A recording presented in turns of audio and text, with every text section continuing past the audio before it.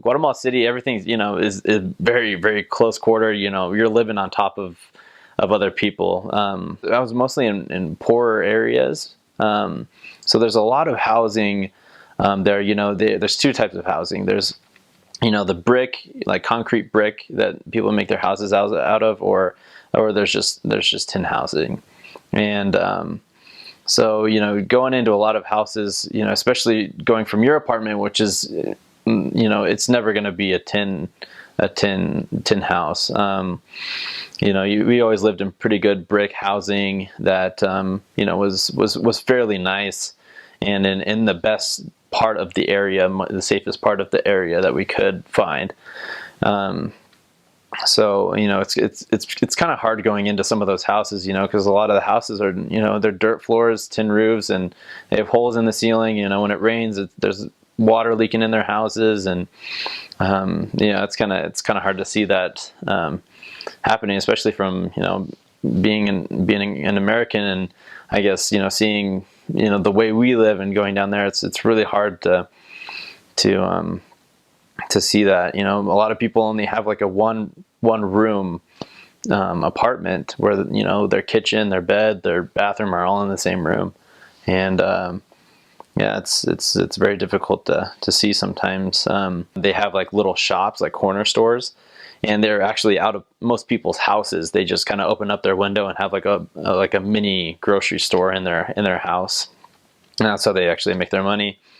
And you can just go by and buy like I don't know, like rice or beans, or you can just kind of get even water and purified water and things like that you need throughout the week.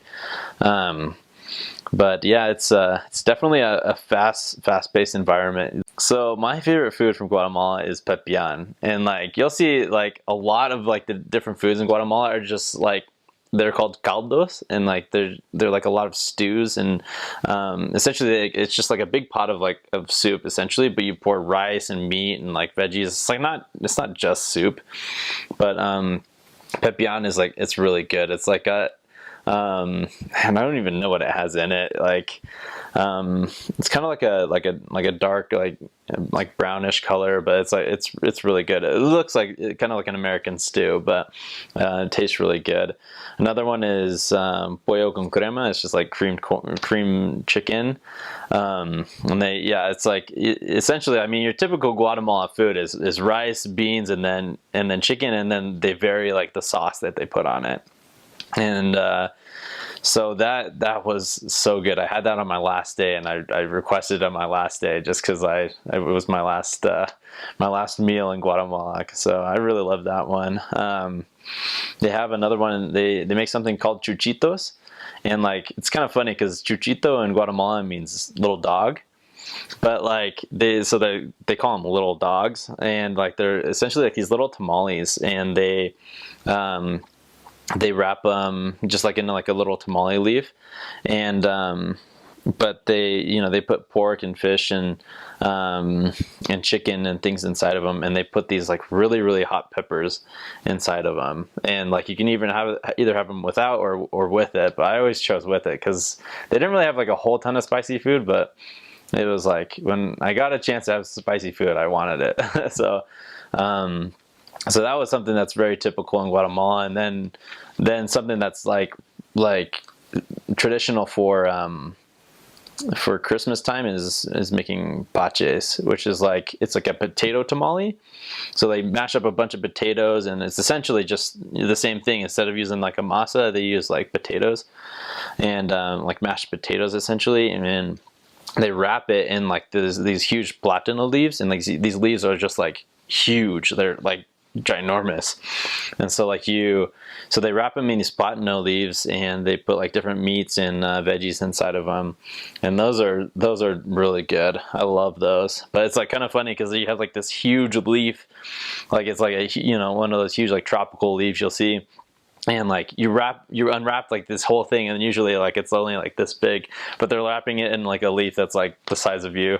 So it's kind of funny. In the mountains they have this traditional thing. It's specific to Patsisia. It's called pulik, and essentially they just make tamales, but they don't have like any meat in them. but they make them like really long and kind of curved. So you essentially use them as a spoon when you eat your soup, and it's, I don't know, it's kind of odd, but it's pretty good. And I guess the most odd thing I ever had was cow eyeballs, and it's in caldo de pata, and like essentially they take different things from a cow. They even put like the hoof of a cow in the stew, and the eyeballs are usually optional. I was brave and wanted to try it and just kind of mark it off as like a missionary moment or whatever, and eat an eyeball, you know, never do it again. So it was really disgusting. Um, yeah, the caldo de pata is really good. But it's just kind of weird when you like, you know, you're looking through a stew and then all of a sudden you see like a cow hoof in there. You're just like, what the heck? Like, why is a cow hoof in here? And then they have like some other weird things like chicken legs, like they, you know, like full chicken legs. Like they'll like eat them and like take off like the skin and stuff and like eat the meat that's like in like the little chicken legs.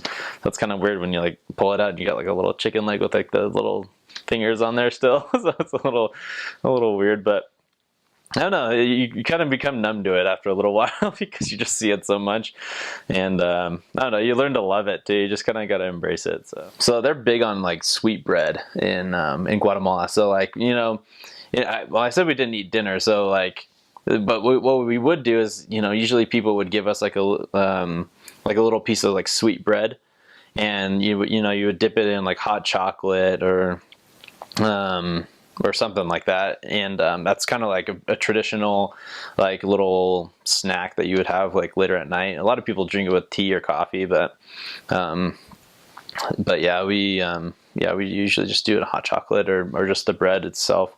It's really good. I bought a lot of sweet bread in Guatemala because it's really good.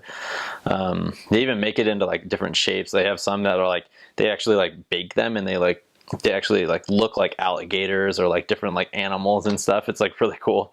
You gotta kind of like buy one just to like for fun, you know. As far as like other like drinks, they're like really big on tamarindo and like jamaica.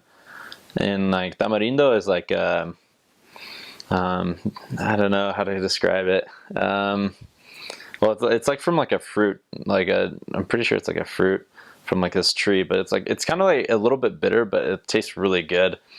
And they're really big on fruit drinks. Like, you know, they'll make you like a cantaloupe like fruit like juice, or they'll make you like a watermelon or strawberry, or they do like all different kinds of fruit juices. So that was really good.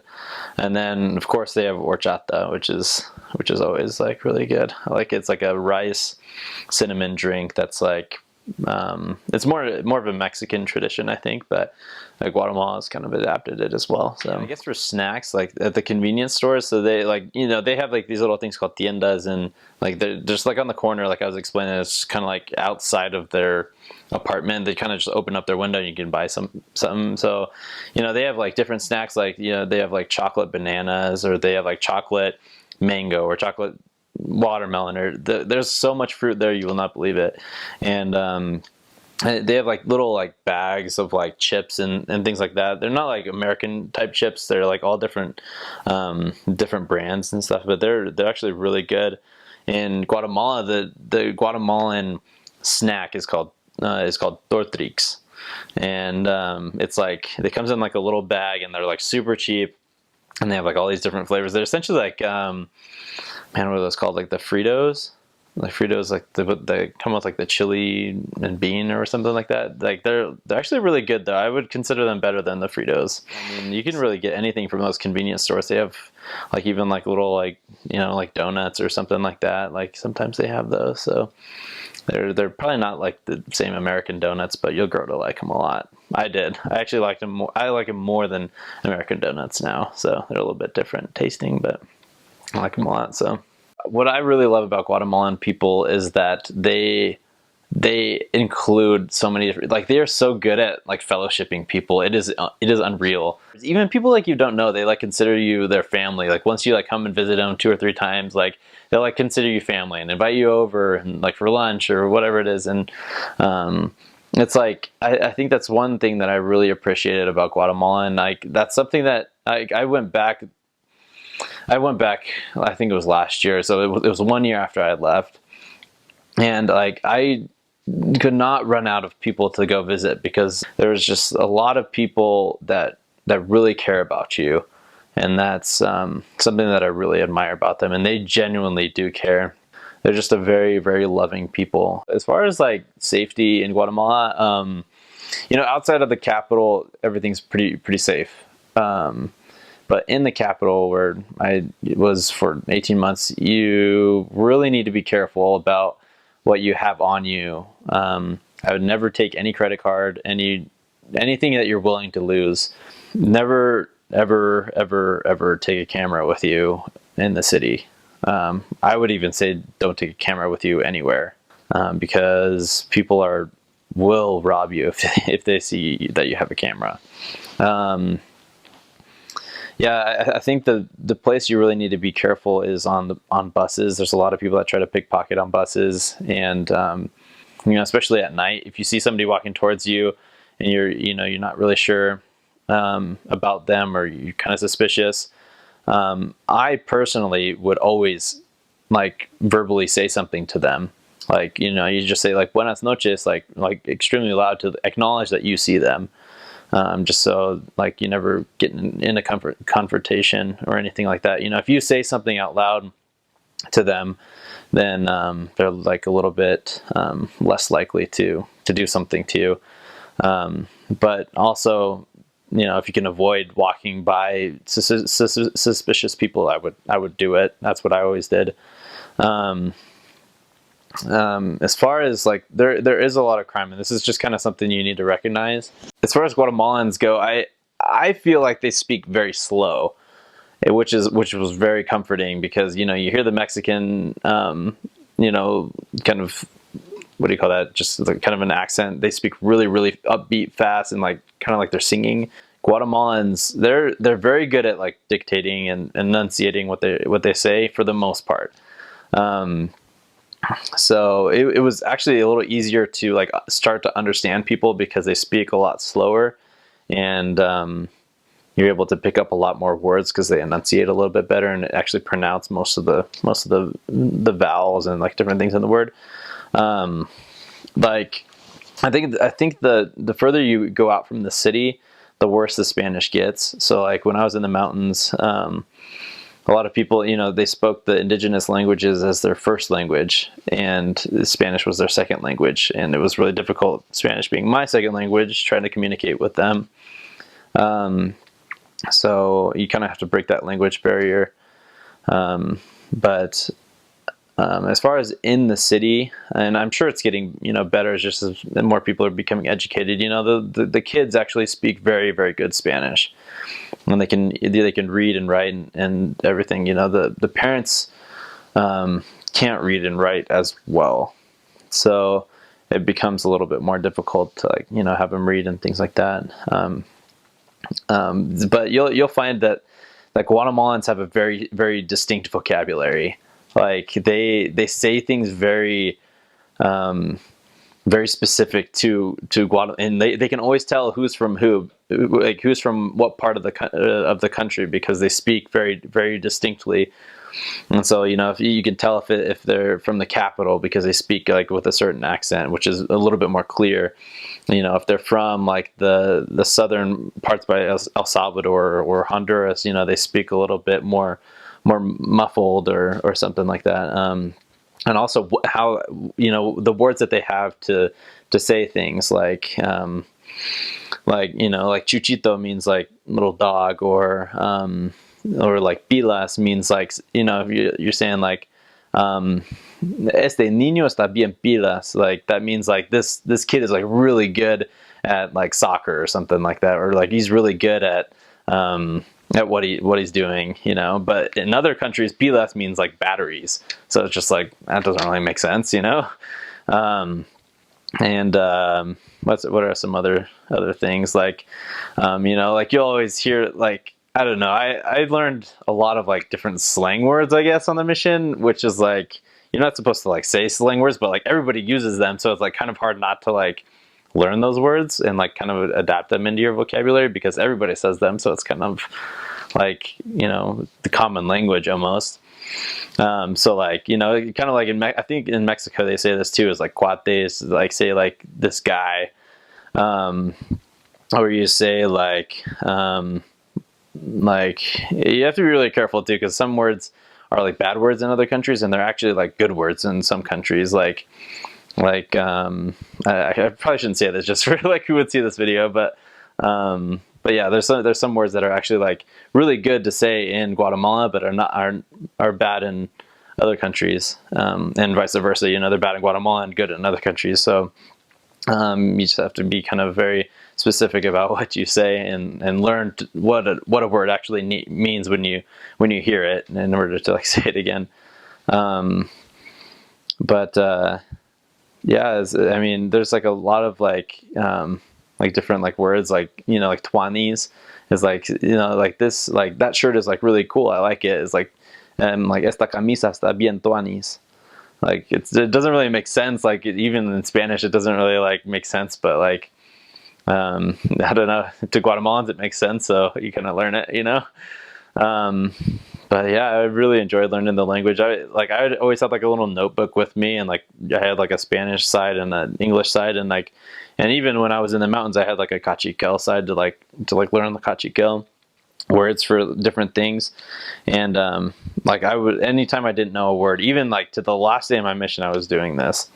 I was just writing down words and like trying to learn like five words a day, and it was like super helpful. So right, so when I was in the mountains, I had to learn cachiquel, and we essentially learned it for an icebreaker with a lot of people, because they didn't really know that we knew cachiquel, so it was kind of like a foreign language to us, and they kind of knew that we didn't know it.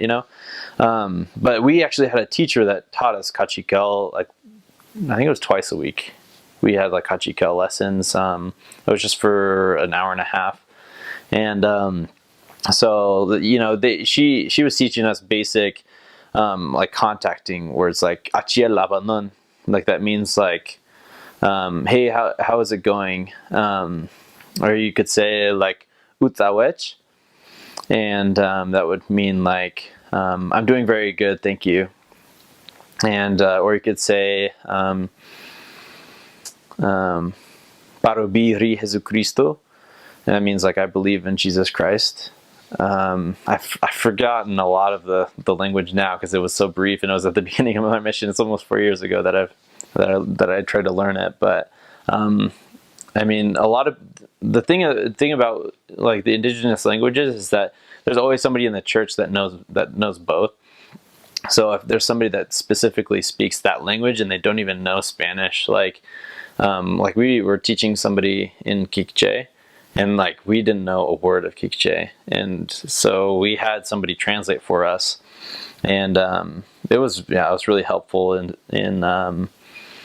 being able to find new investigators, because sometimes you're limited by the language. In order to even knowing Spanish, you're limited by just knowing Spanish. But if I would have been there, I was only there for like a couple of months. I wish I would have been there longer. I think I would have been able to really get the language down. But I mean, you can really get by, and like I was saying before, like learning to communicate with people like almost non-verbally is very important. And and once you can communicate with them verbally, then it's a lot more effective. So yeah, it was a good thing to learn cachiquel, and I wish I would have learned it a little bit more in depth, but I wish I would done that a little bit more. But it was definitely fun in trying to get to know people, and to really break the ice and be able to make connections with people from different backgrounds.